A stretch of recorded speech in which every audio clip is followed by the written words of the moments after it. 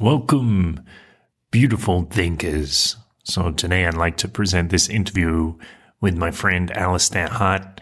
He's an entrepreneur, a surfer, a man who has traveled the world and found out many interesting things. And in this interview, he's going to tell us about how he learned to heal his own body and how he explored various techniques, first using the traditional or the conventional allopathic model of health, trying to get surgery and other things to improve his health, and eventually learning that there were things inside that he needed to address, which would lead on to bring him to a better state of health. So if you enjoy this interview, please remember to share it. Alistair's website is heartspace.org, www.heartspace.org, heart without the E, H-A-R-T, space.org. And let's begin.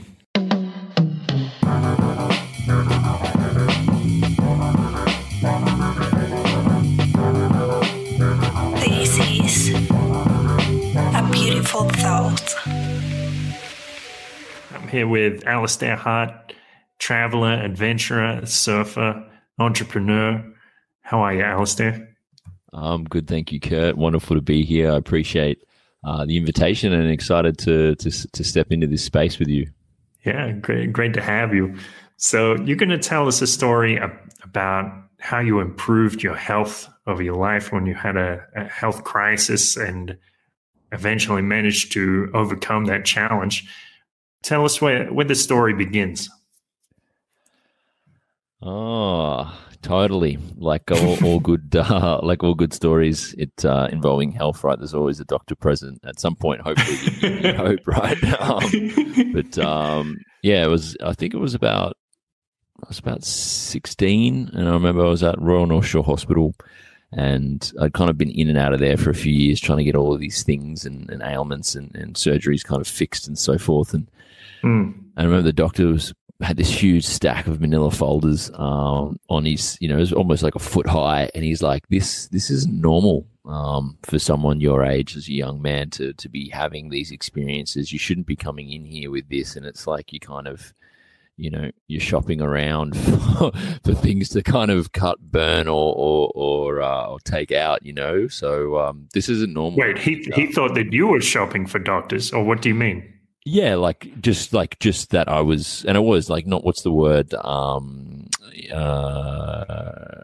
of like manically, like, oh, what's wrong with me? Like, what's this thing? Or this is a bit creaky, or, this doesn't work. This doesn't feel good. This is a bit sore. Like, what is this? What is this? And like, I could see at that point in my life that I was, I had kind of had consecutive injuries from left shoulder reconstruction to right ankle reconstruction to having like a hip injury as well that at one point, after all the scans and trying everything, the doctor recommended kind of popping my hip out and shaving a bit of bone off it. And I kind of said to him, well, what about, and this is as a young man, like 17, 18. And I remember kind of saying, well, what about yoga and Pilates and so forth? And he kind of scoffed at me and was like, that's all stupid stuff. And then I kind of realized, exactly right, as I realized after paying that premium for that consultation and realizing that he was going to make a pretty penny from cutting me open and popping my hip out. But that was just one example of like a string of things. I also had like what are called pterygiums, which is like growth on the surface of the eyes of the sclera from sun damage, which some people suggest is actually from fungus, but it was this kind of irritation of the eye that gets very calcified and kind of like a bit of a gristle. So having those removed as well. To give some context there, in terms of the shoulder injury and the hip injury and these things, these are coming from sports, like from rugby or...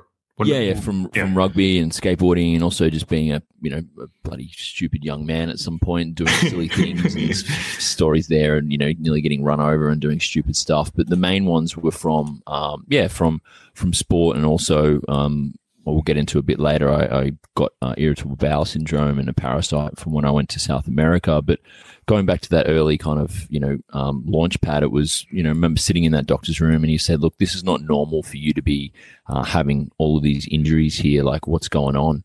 And it wasn't until I left that I realized that it was not listening to my intuition that was causing me to come into these kind of headwinds of health challenges. And then... So what was your intuition telling you? I just really wasn't listening to it. It was like... So it was just saying, listen to me. Yeah, it was like... yeah, and also, I think...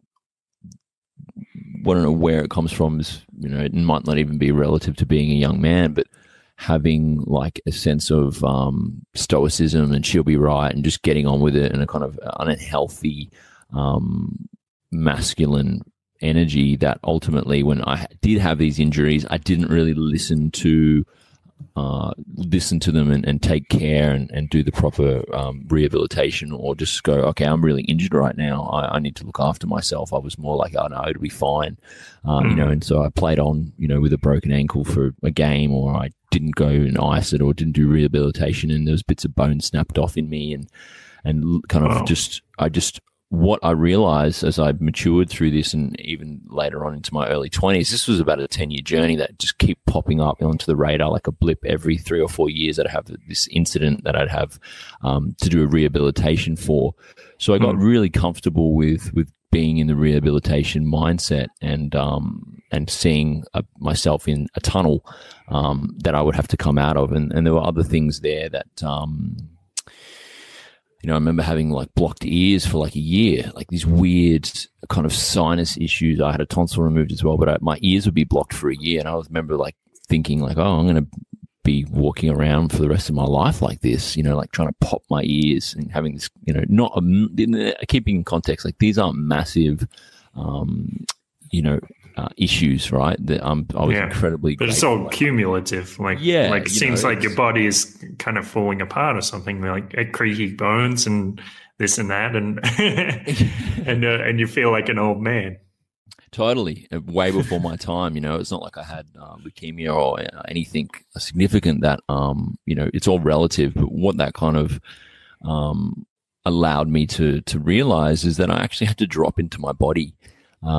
Because I was living as a psychological being for like most of us, where we just kind of interact with life at a mental level and don't really drop into feeling.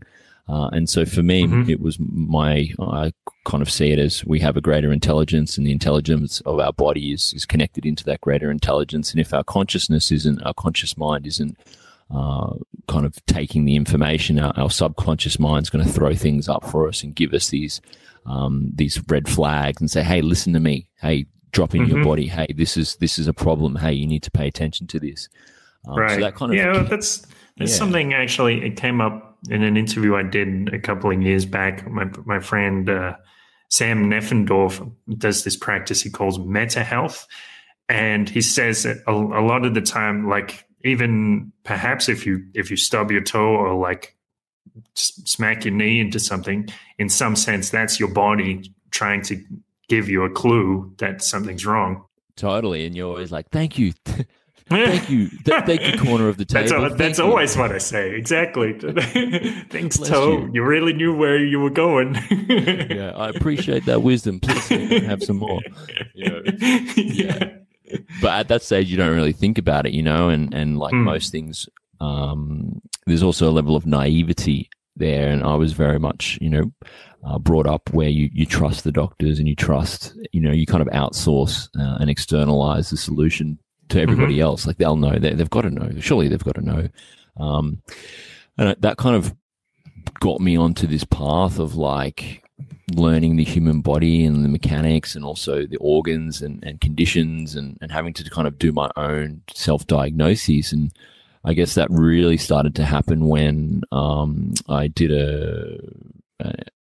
like an exchange over in Peru, and I lived over there for about a year. And at the very end of the kind of my time there and surfing up the coast, I kind of contracted this waterborne parasite of something. And I remember the day that I got it, it was like, honestly, I could remember feeling like I can understand how people want to die when they get tortured, because I was just on the floor and it was coming out everywhere. And it was just the worst moment that I was like far away from home, just completely living moment to moment to kind of overcome this, ultimately, which was an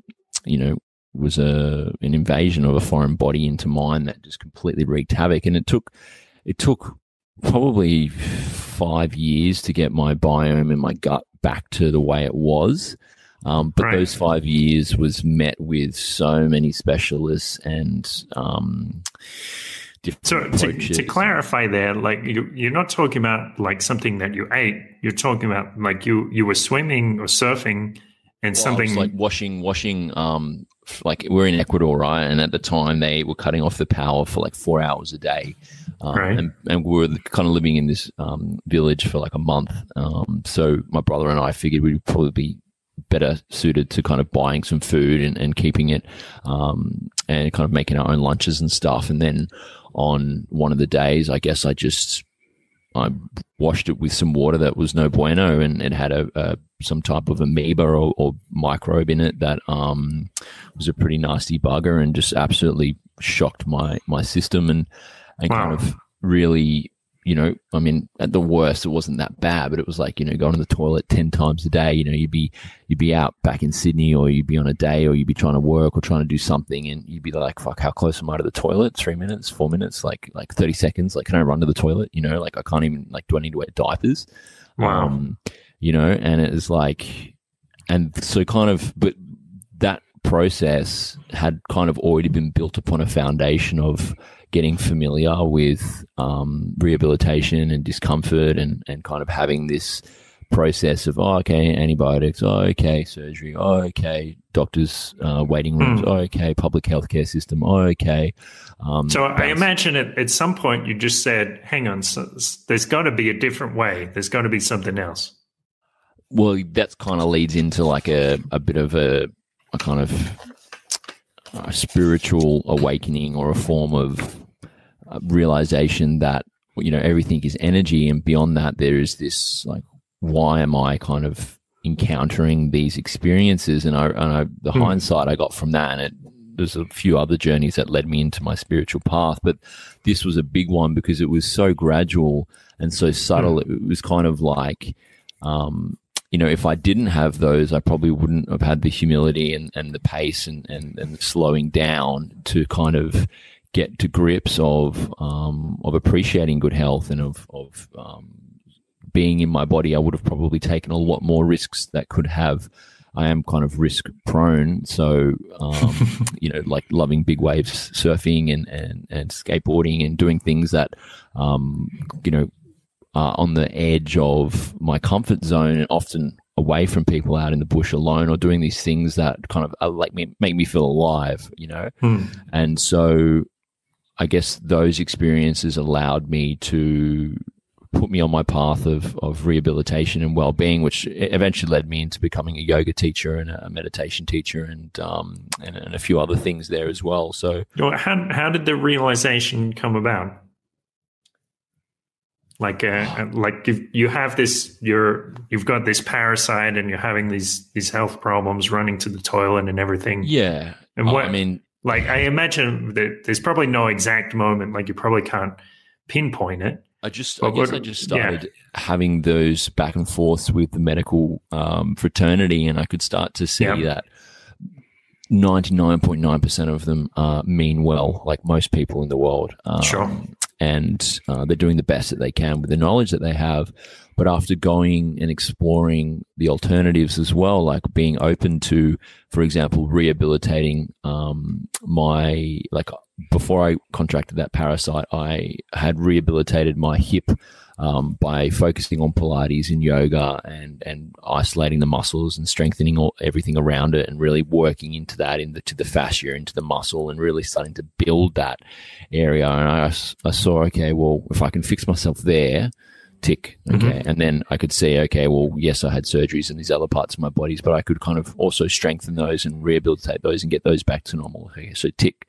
And then the kind of sinus, these weird ailments and these kind of unusual things started to disappear. And I was like, okay, well, those kind of resolve themselves out. But then the gut thing was really where it was the kind of fork in the road. And I actually had a friend of mine that he went down and leaned in fully to the conventional medicine and ended up doing a fecal transplant where they take somebody else's poo and kind of put it in you to create that good gut and rectal health and all the microbiomes that come from fecal matter. But that only stops in the rectum. It doesn't go into the gut.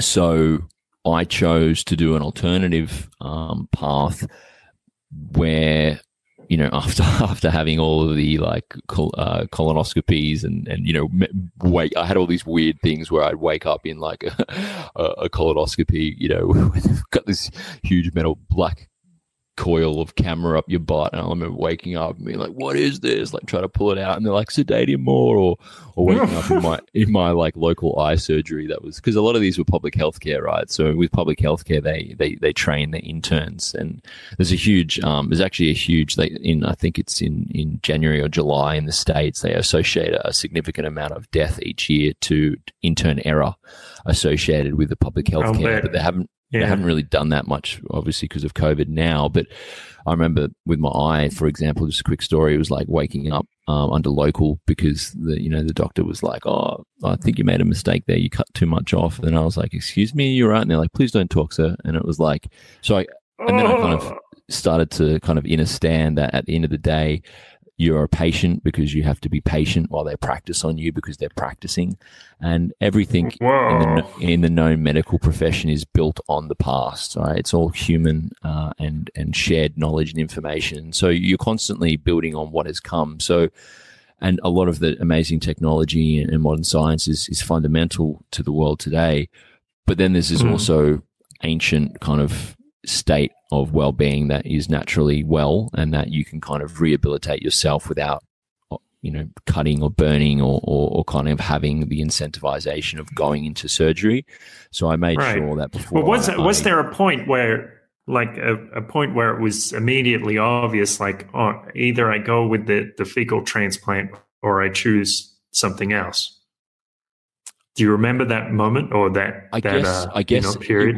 It came down to kind of proof was in the pudding of having those past experiences where you're putting a lot of faith in an individual that could be wrong, and I would rather trust myself 100% and back myself than this other person that I've just met, or even if they've got a huge credibility around a medical profession. I just would rather have trusted myself first, which I did, and then gone back to them as a last resort. And that, I guess, was the main point, because then that opened up, like the internet, right, an entire ecosystem of people that had gone through similar journeys, and that really put me on to, okay, before I do that, you have A, B, C, D, E, F, and G to do before that happens. And those things were changing your diet, fasting, you know, kidney flush, gallbladder flush, colon cleanse, enemas. Well, here's my question. Like, I know a lot of people, at least from what I see on social media, on Twitter, sometimes it's like they have so much faith in professionals. But in your case, I guess it was like, you saw for yourself that these beings are only mortal, so they don't necessarily know any more than you do. Was that your thinking process, or how did you put it together? That came about largely by kind of working with them, and also having this co-developing like relationship with my own health. So I'd be going to the doctors in those early situations and being like, okay. So I went to the physio, and they said that it wasn't the iliotibial band, that it was probably more something to do with the psoas. But then I don't really think it's the psoas, because it's also kind of got this impingement. And then so I kind of would work through it with them. But then I would say, go to this other doctor, and it's like, I tried these antibiotics and that didn't really work. And I've also looked into this, and I could see that, you know, and I would be working through it with them based on, you know, just to get them up to speed on what it was. And then I could start to see that they were like, okay, well, what do you think about this? Like, do you think it could maybe this? And I was just like, wait a minute, like, You know, like unless it comes down to time and experience and their ability to have the available knowledge and information and empirical evidence to them to kind of lean on. And if they're kind of just going with what they know, the onus is on me to fucking spend my time and energy and try and uncover what the issue is first before just, you know, leaving the due diligence up to somebody else. Yes. Okay. So it's like you saw none of these people know everything. Each of them knows something.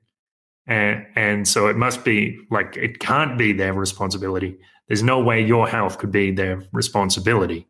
Which is, like, you know, and also kind of seeing, you know, my parents or my grandparents and just the kind of the culture around medicine, and even just the interesting difference. Like then I started seeing holistic doctors and that were integrating Eastern and Western medicine, and then the relationship that they were having with other, like, you know, cutting edge doctors from Germany and Europe that were doing these incredible things, and starting to see the shift of, you know, well, I'll go to see a chiropractor, and I'll go to see a kinesiologist, and then I'll go to see a Reiki healer, and then I'll go to see a light worker and do some energy work. Then I'll go see a gut health specialist and see a naturopath and see, so, you know, start to kind of tap into this field of knowledge that, you know, there are people that are, you know, like Don Tolman or Tyler Tolman that have, you know, built up very successful businesses, but also ecosystems of people that have been able to rehabilitate themselves from what would seem like, you know, the end of the road in, you know, terminally ill circumstances. And many of them don't come back, but there are circumstances that those that do. And it's really, that put me into the awareness of this entire kind of field of awareness that just as we have placebos, in the world of someone saying a sugar pill or a saline injection or a fake surgery is going to shift the belief patterns and the awareness of solving a problem, which Dr. Joe Dispenza talks a lot about this. He's a neuroscientist, and he says that, you know, like that placebo can result in a massive change for the individual because their entire being is convinced that that was the solution. And just as a placebo can create that, you also have a nocebo, and a nocebo is where a doctor says to someone, hey, you've got this condition, you're going to die in 3 months, and the people start to agree to that, they believe that, and they start to shut down, they check themselves out. And we hear time and time again of people that to say, no, this is not going to happen to me, I'm going to fight this, I'm going to get better, and they do get better against all odds.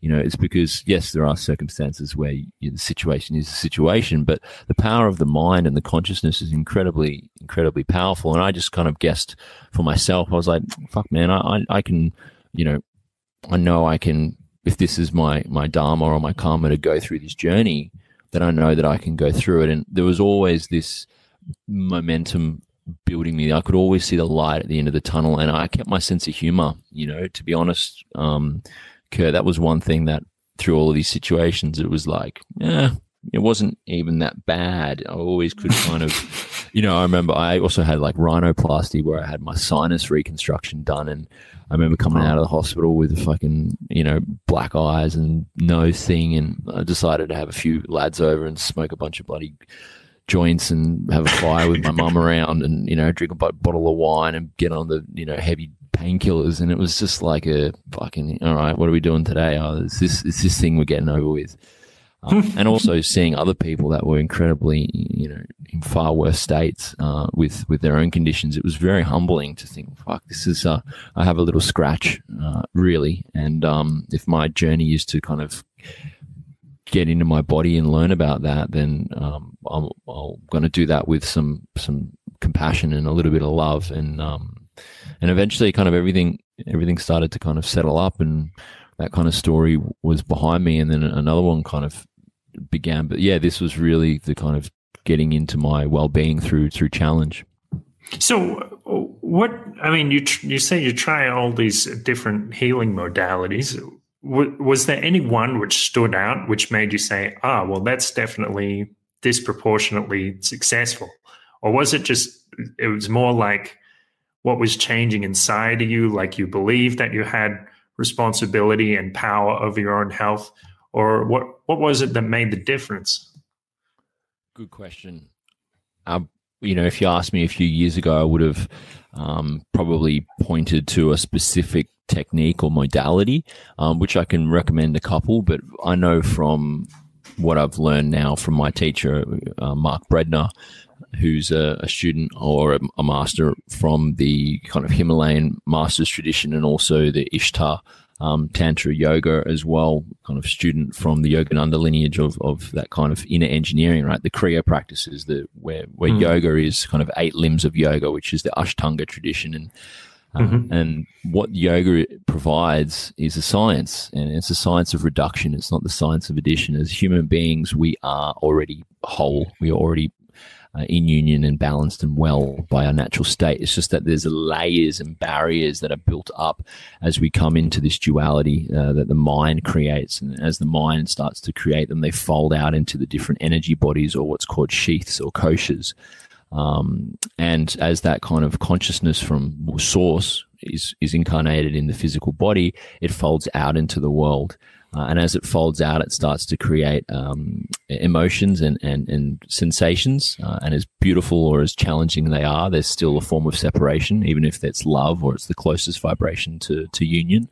And then as that folds out, it folds out beyond that into also feeling states. As I said, those beautiful feelings. Then beyond that, it moves out into wisdom, and the wisdom and the knowing of being able to connect into these higher vibrational states, or these profound transcendent experiences. And then beyond the wisdom, it folds out into the energy of the mental body, because the mind starts to get involved and it starts to see, I am this is that, this is the world. And then as that starts to happen, the mind folds out into the nervous system. It folds out into the pranic body, the energy bodies, the autonomic nervous system of the parasympathetic and the sympathetic nervous system, and it starts to create structures and patterns in our nervous system. And as that folds out, the last layer is the physical layer, which is what we see when we look in the mirror, or we see when we look at our hands and our feet. And that physical layer is the consolidation of all of those subtle layers folded into itself. So the world we look at is kind of inverted when at its core, and this is what Joe Dispenza talks about, that it's the field that creates matter. It's not matter that creates the field.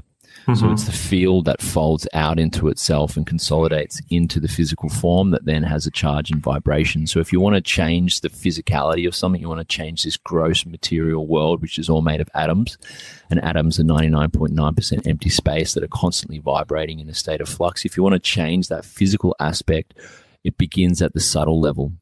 So if you're changing with your thoughts, or where? Yeah, thoughts, emotions, but beyond the thoughts and emotions, kind of the thoughts and the emotions are like the first ripples on the surface, right? But it's actually, there's a point beyond those thoughts and emotions. But if you change your thoughts, your emotions, and your belief patterns, the nervous system starts to change. And an example would be, if you are thinking and you have insecurity of self-worth, or you're anxious and you have those thought patterns that for whatever reason you kind of became encoded with them as a young child, whether through context of growing up in the family circumstance or whatever situation unfolded, that those thought patterns started to become ingrained and engrooved into your consciousness. As those kind of thought patterns start to continue to unfold and recycle, they start to kind of groove into your consciousness like, water running down a rock. And over time, that water starts to carve out a pathway. And what happens is once those thoughts and emotions and belief patterns start to become carved out, then the physical energy body starts to reflect that. Maybe the heart starts to tighten up, the chest starts to shrink, the spine and the upper chest starts to collapse over. So you start to get this kind of scoliosis or this kyphosis where you're collapsing in on your chest. So you're not open, you're not confident, you're not speaking from this place. You naturally start to reflect those energy patterns, and then physically, though, that folds in even more, and it starts to manifest in physical form, from blockages or toxicity or dis-eases.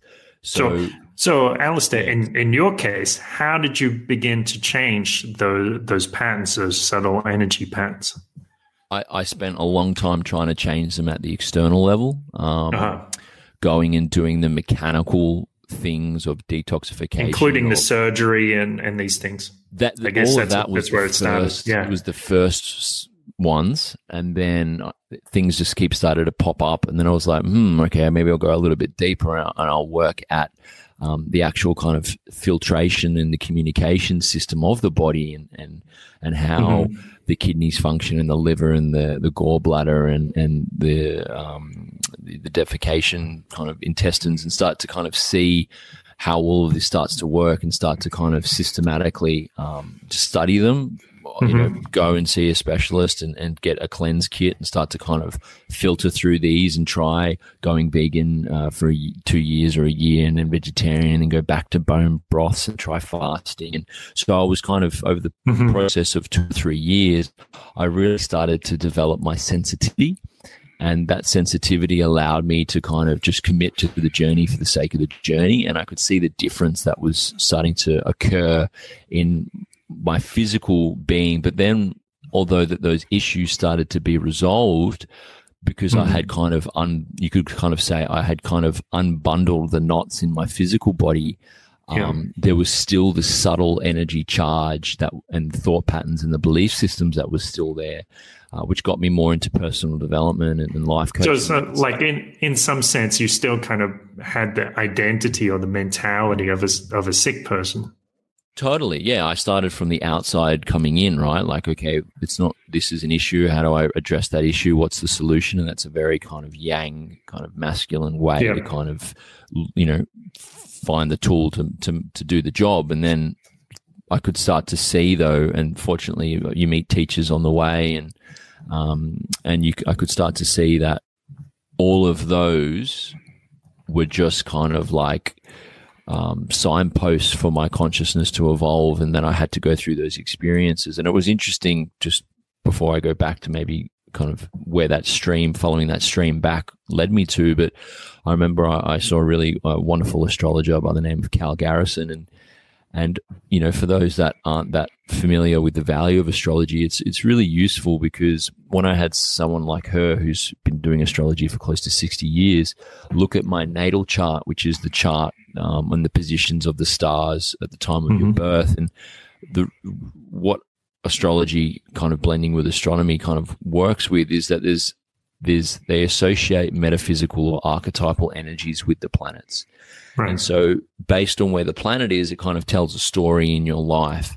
And so, as well as with the asteroids and different kind of celestial bodies, they can kind of start to see this journey that you're on from the story of the stars, right? And I remember seeing her art, like when I started to kind of do this intense detoxification of alternative therapies, and she was like, straight away, she's like, "Oh, look, the health thing, it's an old lesson. I can see here that you've been going through these really hard to detect and hard to diagnose ailments for years that people spend fortunes trying to overcome. And, it's kind of because you're, the kind of planet, or, asteroid Arachne was whacking Neptune, and all of this kind of planet with like asteroid with Hades, all of this stuff was going on, that she's like, I can look at that and tell you that you've been going through some weird health journeys, but you're out of that now, because it's kind of sextiling, it's trining, it's passing now. It's not as volatile in terms of sharing the same part of space and time, which gets a bit deep. But all that did for me was just confirmation of, oh wow, okay, well if an astrologer can kind of look at the stars and tell that about someone, then what else is possible? And that kind of gave me more confidence to dive into more of, I guess, the medicine journeys and the shamanic work, and starting to meet teachers and elders and guides, and kind of follow the stream back within myself. Because as I started to work through those layers of the physical work of cleaning out the body and detoxifying, building the foundation, I could start to see that, that there were these kind of, subtle energy or dominating belief patterns that I had been living with that ultimately direct and shape my life. And I'm not sure who said it, but it was, until you make the unconscious conscious, it will direct your life, and you will call it fate. I think that was Jung. Yeah, exactly. Yeah. Which goes into all of this kind of stuff. So once you do become aware, like, actually I've had this mentality all along, and this has been a big contributing factor in making me sick, but just becoming aware of it, can you just be like, well, I guess I'll just change it? Or what's the process there? Well, yeah, I mean, and this is the awesome time, and why it's such a whatever your kind of challenge is at the moment in life. If you can shift your perspective to see it as a resource and to an opportunity, and shifting into that opportunity mindset. Okay, well, these are the cards that I'm dealt. Whatever, great, fantastic. What can I learn from this? How can I grow from this? How can I evolve and turn this, lemon into lemonade, or turn this stone on my back into a stepping stone? And that allowed me to kind of to see what was possible, and different things work for different people. Like, a really powerful way to kind of pinpoint what the issue is obviously, this different types of therapy and hypnosis and Gestalt therapy and kind of psychotherapy, and having conversations and life coaches with people that can help to kind of unpack what it is. But ultimately, the body is an incredible conduit for giving you the direct answer. And so I found a lot of value in kinesiology. And kinesiology in terms of muscle testing, in that the body knows if something is true or not based on the kind of muscles. But they say it's, I think they say it's applied kinesiology, which can be very different to regular kinesiology. Okay. That's what I've heard anyway. Yeah. But yeah, I know what you mean. Like, so somebody showed me this, like, say you form a ring with your thumb and forefinger, and you try to put your other forefinger through it and see if there's resistance or not. And depending on, like, if you ask a question and the answer is no, and there might be more resistance, or if you ask a question, the answer is yes, maybe your finger will just slide right through. Totally. Like, true or false, like, my name is Kurt, well, it's not. So my finger just slid through. It's, my name is Alistair, and it's not going anywhere.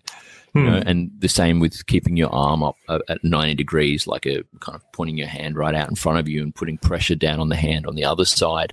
And what a kinesiologist told me essentially is that the kind of the synapses that fire in the brain, for the signal to come down from the brain into that part of the body to kind of interrupt is longer, or there's a window of opportunity where the body already knows the answer, and so the mind can't get in and give you a fake answer. The body knows the answer, and so the muscular connection, the fascia, however it works, is a lot more sensitive and receptive to what that is. And so if you have a good practitioner of it, and a friend of mine that I know, I went through one of his programs, a guy called Dane Thomas that founded a method called the Spiral. And I really know a good practitioner there by the name of Susie. And pretty much you kind of work through the areas and you can get to a point where it's like, okay, so what emotion are you dealing with at the moment? Okay, it is rage, anger, fear, grief, loss, guilt. Okay, it's guilt. Okay, so we've got guilt. Okay, what happened? When did this guilt arise? Is it 1 to 5, 5 to 10, 10 to 12? Okay, it's 10 to 12. Cool. How old were you? 11, 12? Okay, 11. What happened around guilt when you were 11? And all of a sudden, your kind of operating system starts to kind of it can just come from nowhere. You get this flash or this, you can dive in a little bit more if you're really repressing it and you don't want to go there, and you can get into regressive work, hypnotherapy, and kind of start to get to this issue.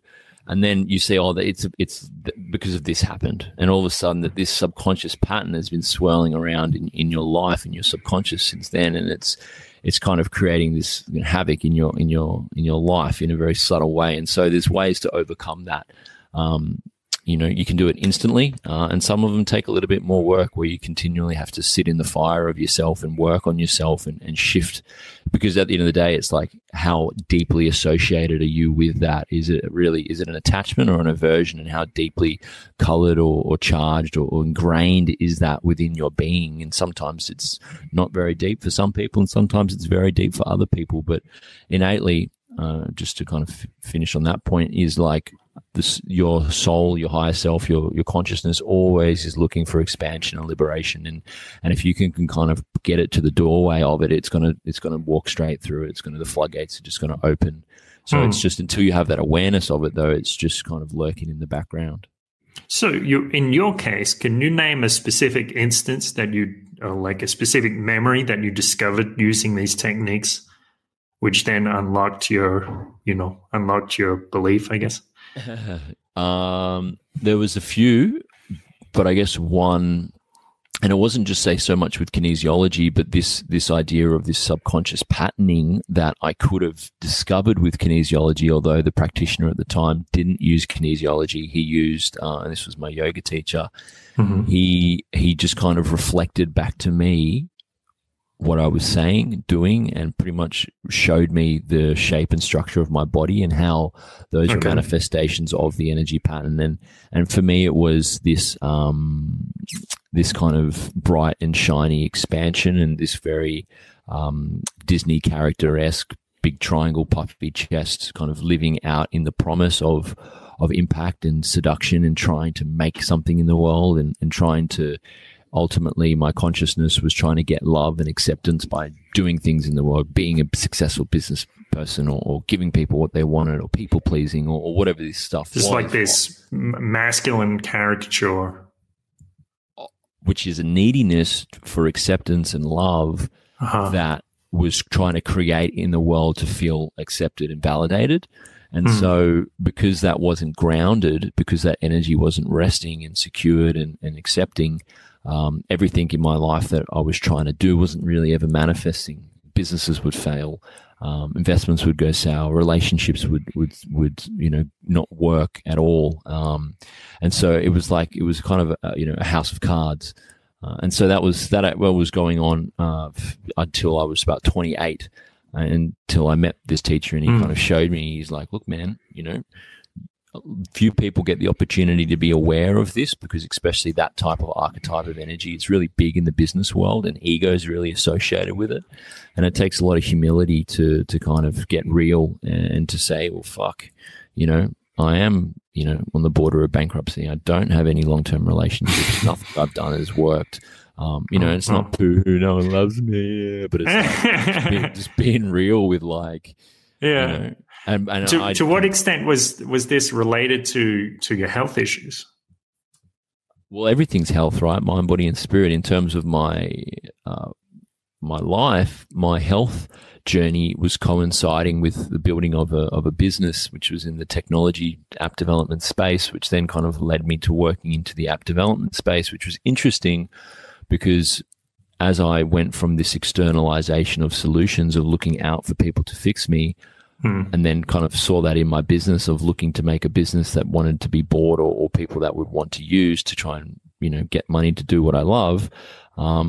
As I kind of continued to work back into myself, I got closer and closer and closer. And then eventually I kind of got to a point where I could see, and this was so subconscious, but I was working in a space that was selling the energy of externality, the promise, the big app idea, the big, bright, shiny, flashy unicorn. I was working in the app development space where everyone had an app idea. And although I was working in a tech company that was reducing risk by just creating, interactable prototypes, mock-ups with a pitch deck and getting people out there to sell the dream instead of going and building the big, expensive tech, nonetheless, it was still this energy of kind of bright, shiny expansion that wasn't really grounded in everything, and it wasn't aligned to the core. Often the founders weren't aligned at the core of why do they really want to do this? Why do you really want to do that thing that you want to do? Oh, make money, be successful, blah, blah, blah. And I had gone through that journey until it was like, what do I really want to do? It was like, well, I just want to surf and be in nature and have a really kind of organic life. And it's as I started to kind of get tuned with that everything started to change. My health started to clear up. My relationships got better. I didn't start to have these things popping up in my field. And it's a very gradual process when you start to kind of regroove your consciousness and start to work at those really strong. Let me ask you this, like with that realization about this misconception of masculinity that you had, I suppose. What effects did you notice on your physical health as a result, or how did that tie in? Totally. My digestive system cleared up. I also noticed my eye color change as I started to detoxify my body. My eyes went from a dark brown into, my brother saw it yesterday and he's like, man, I never knew you had blue in your eyes and green. He's like, they look like camouflagey, like earthy color. And when the light hits it, because what happens is I've got a friend, Sinclair, that's an iridologist, and we've talked about it a bit, that your eyes kind of literally are reflectors of the health of your body. So it's like a clock with different rings, and you can kind of associate different sections of the body, the kidney, the livers, the intestines, this upper spine and so forth, the reproductive system, with the areas of the eyes. And if they're glazy, or they're foggy, or there's black spots or dark spots, or you can change the structure, health, the color of your eye by fixing your internal health. And so that was one thing I started to notice. I started to get stronger as well.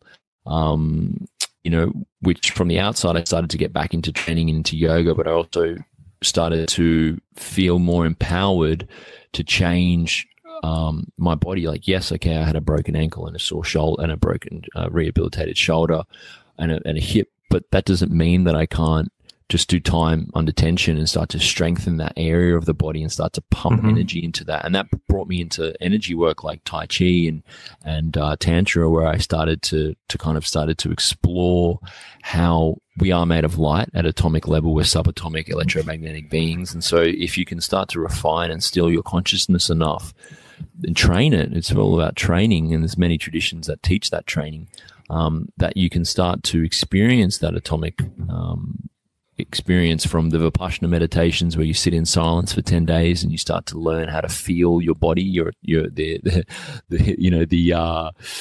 flickering of the energy through your entire body and different. So I was experimenting and trying all of these different paths, and what it developed is a real sensitivity to my body. And as I started to develop that sensitivity, I could start to direct my consciousness with it and listen to it, be very intuitive, and start to go, okay, to be honest, like even the energy, like as I started to go through this, and we'll be totally honest, like, as a young man, like I would have, such an array of sexual performance experiences where I would feel completely, God on earth and completely orgasmic and heavenly and amazing. And then I would, be premature ejaculating and couldn't do anything. And it was just like this sexual dysfunction and there was no right rhyme or reason of why, of it would be good, not good. And whether it was partners or intimate moments of connection, like whatever it was, as I started to develop that sensitivity, everything started to change. My sexual performance started to change. My sleep started to change. My thought patterns started to change. I did have some form of, I wouldn't say it was ever diagnosed as depression, but there would be kind of bouts of melancholy and depressive feelings mixed with anxiety, and all of that started to change. And you can look at your tongue as well as a really good instigator of your internal health. And my tongue started to clear up. It looked like there started to be less, what's the word I'm looking for? It's like a type of, it starts with C. It's a type of fungus. I don't know. You mean like the fur that grows on your tongue, or what? Candida. Okay, Candida. Like thrush. So, but it's also found in the body. It's not associated with a sexual relationship, but it's just it can just be from if there's a high buildup of mucus and energy in the body. And to be honest, all of this started to change my external reality. I started to move by the beach. I got a job that was more outdoor orientated. I ensured that I was always in nature, would be barefoot. I started to become a yoga teacher. I took a job in the Maldives. I started to live and breathe the expression of what well-being is for me. And everybody has different constitutions, whether you look at it through the doshas, the Hindu tradition of looking at the kind of the pitta, the kapha, and the vata, of looking at your constitution, of what suits you, what climates, what food, what kind of lifestyle, but also starting to kind of explore all of these different realms of knowledge and wisdom of health and well-being from what are ancient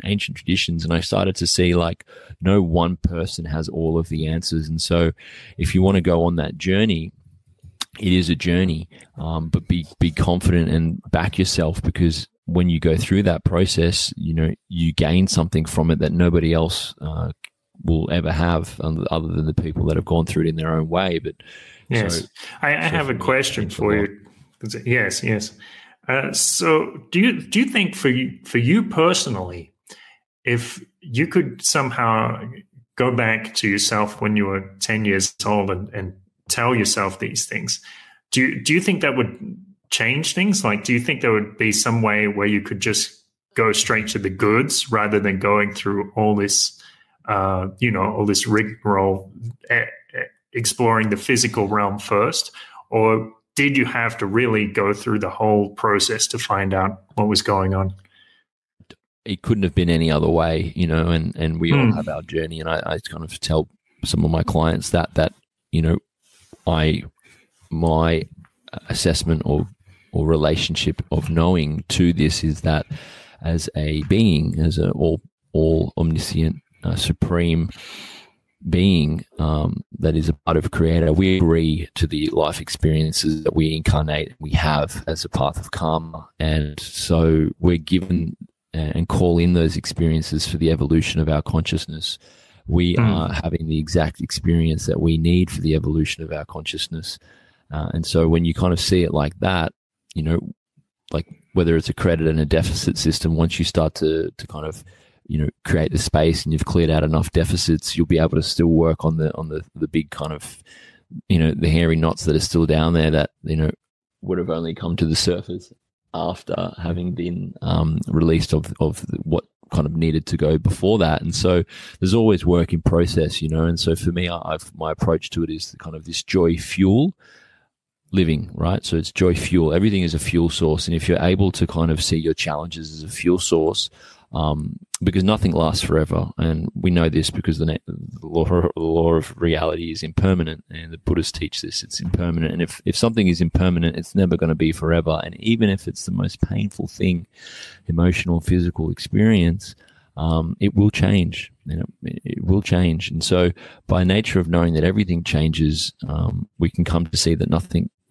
even if it's uncomfortable, is forever. And so because of that, you're kind of destined to overcome it if you lean into it with that kind of forward momentum. So to answer your question, I don't think, you know, me as a young man would have listened to it any other way, because you know, you have to go through those experiences to know. You can have someone tell you, even with business, I was giving advice before I was taking it, and I was hearing it from so many people, and it wasn't until I was ready to learn it myself that it actually got integrated.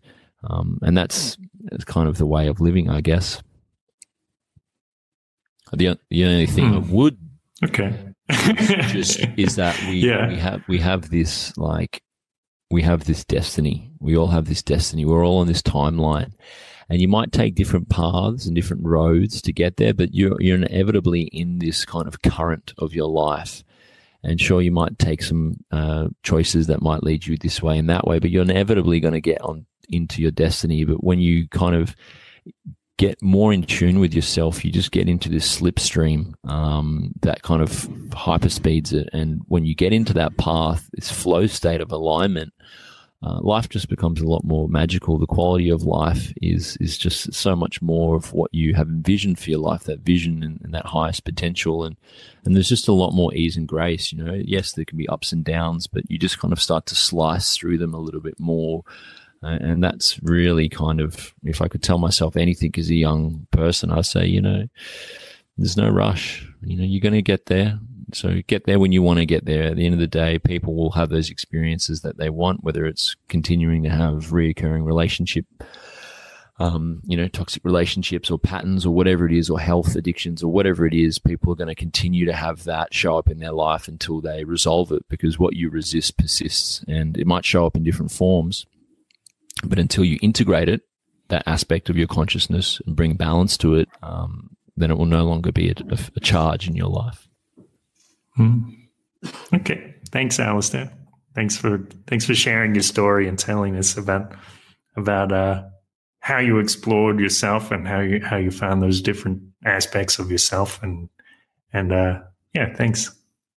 Oh, pleasure, Kurt. It was nice to be able to kind of revisit them and have your wisdom kind of directing and guiding it. So yeah, I appreciate it, and thanks to all the listeners. And I look forward to connecting with you all and listening to your next one, brother. Thank you. Do you have anything you want to promote? I'm launching. So I am a meditation teacher, and I will be creating a program for people to learn the true art of meditation, which is to be able to be free of thought, because that is the true essence of meditation, which is incredible, right? Like yoga means now, and so to be now means to be free of mental activity, and so that takes a little bit of practice to get there. But when you do get there, you start to come into contact with your true nature, which is beyond the mind, and it's in that space that everything starts to happen. Your energy centers start to uncoil and unkink, and life starts to kind of flow through you. And so I teach that, and I've just done a recent program taking people through that.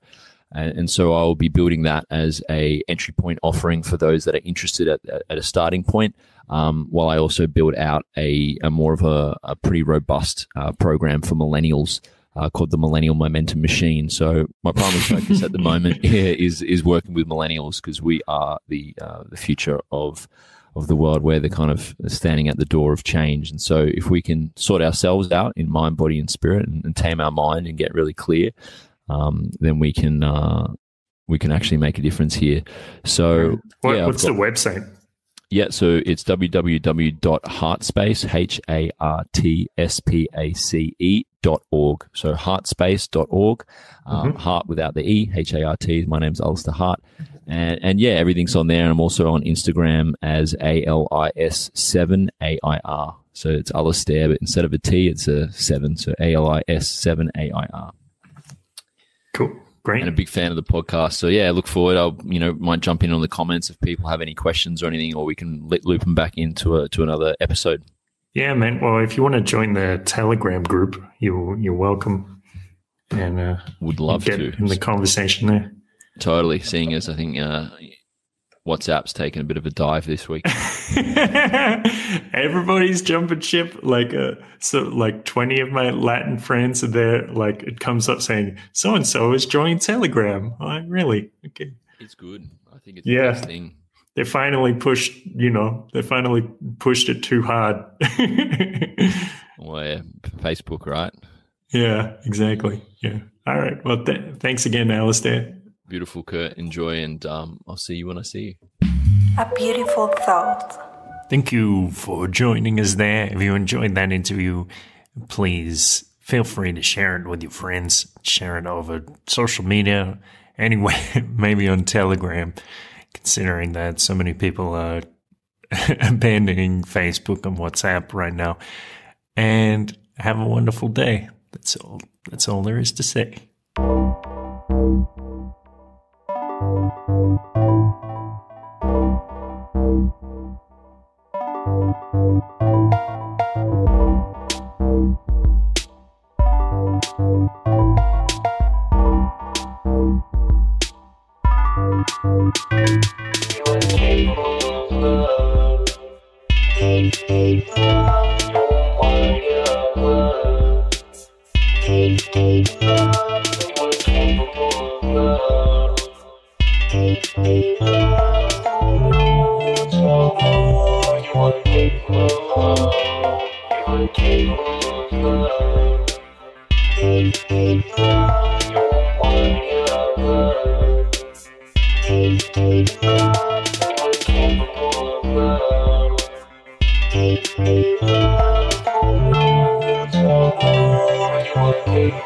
Love.